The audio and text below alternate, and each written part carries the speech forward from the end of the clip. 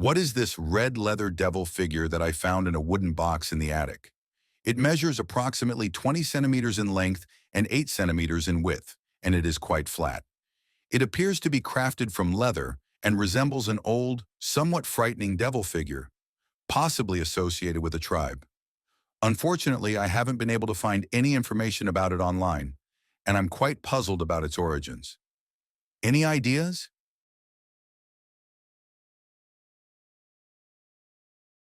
This is skates and rays. These cartilaginous fish, related to sharks, were flipped over and shaped into gruesome likenesses of imagined sea devils, or maybe evil-looking mermaids. After being dried out and shellacked, they were sold in port cities and seaside towns as far back as the 16th century. The origins of the name are obscure, but some articles reference Jeune Fille d'Anvers, which translates as girl from Antwerp, intentionally fishing and drying out sea creatures as tourist trinkets. Whether sea stars, seahorses, or Jenny Hanivers has fortunately fallen out of fashion. But beachcombing is still a great way to come upon all sorts of interesting bits and pieces brought in on the tide and tossed ashore by a wave to dry in the sun. I found a metal object in the water at Fiesta Island. What is the purpose of this statue? Why was it thrown into the ocean? Should I be concerned about any negative energy for taking it out of the water? This is a figure of the Santerian Orisha Olokun. One hand holds a snake, the other a mask. They typically come off because these figures are kept in water 100% of the time. If this found this in the ocean, then this is more evidence towards that, as Olokun is tied to the ocean. This was probably disposed of ritualistically and replaced with a new one. I found in the woods behind my house.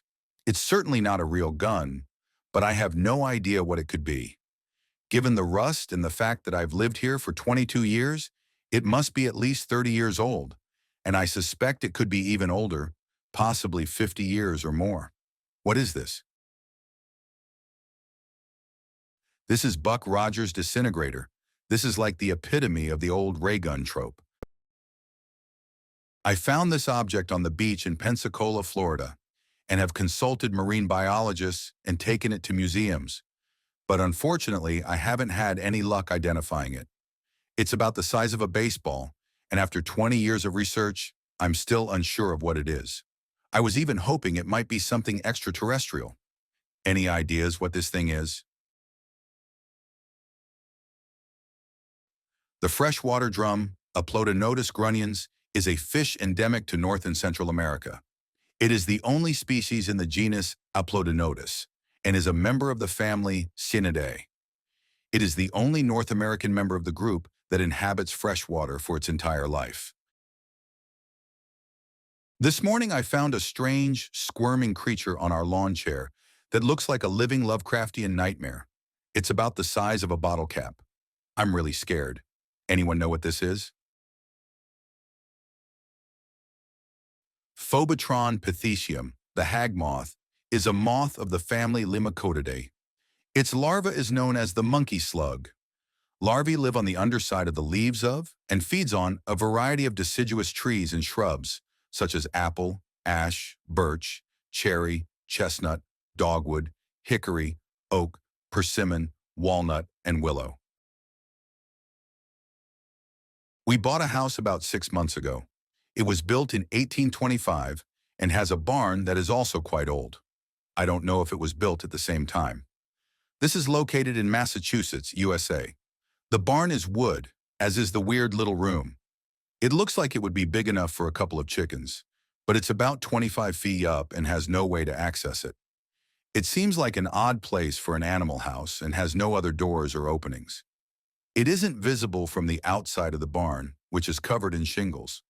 I tried to search online, but I didn't find anything. Any ideas? Probably just set up as a nesting area for barn owls. Barn owls are not destructive, and they eat rodents. I found this in my backyard, Massachusetts, and it seems to be some kind of metal. There is nothing on the back. My house was a carriage house in the early 1900s. The metal also appears to be silver-plated with copper underneath. Any idea what this is made for? Maybe it's a hubcap for an old horse carriage, which would make sense with the history of the house. I found a reverse swastika necklace tag among some of my great-uncle's belongings. He was born around 1920 in Chicago, and his parents were from Germany. I'm curious why it is reversed and rotated. Initially, I thought it was made of aluminum. But since I discovered it in a box of very old items, I doubt aluminum was commonly used at that time. It feels lightweight, but it could be steel. There are no markings on the back. Anyone know what this is?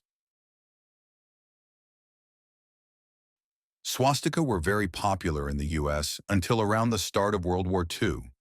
They were a part of early American Indian culture to some degree, and it was seen as a symbol for long life or good luck. It's not uncommon to turn them up in multiple forms, usually made out of silver or nickel. In any case, the swastika used by the Native Americans could face really any direction, was sometimes on an angle, and was used to symbolize the four winds, north, south, east, and west, and was believed to bring good luck to you. I found in a region of Colorado known for its rich mining history, near various pieces of abandoned mining equipment.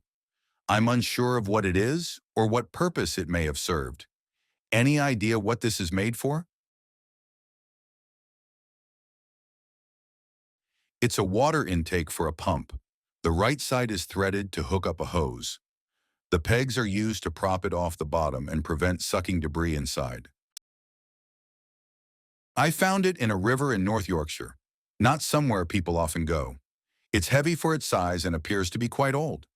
I think it could be clay.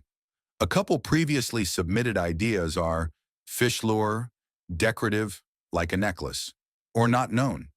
It's also man-made. The fingerprints along the back ridges suggest this. Any ideas? This may be magatama or a gogok.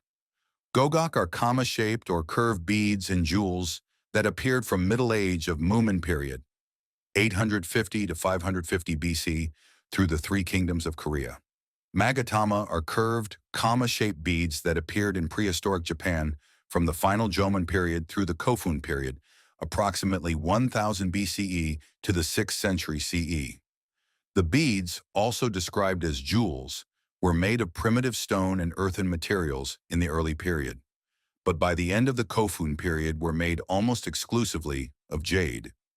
Magatama originally served as decorative jewelry, but by the end of the Kofun period functioned as ceremonial and religious objects.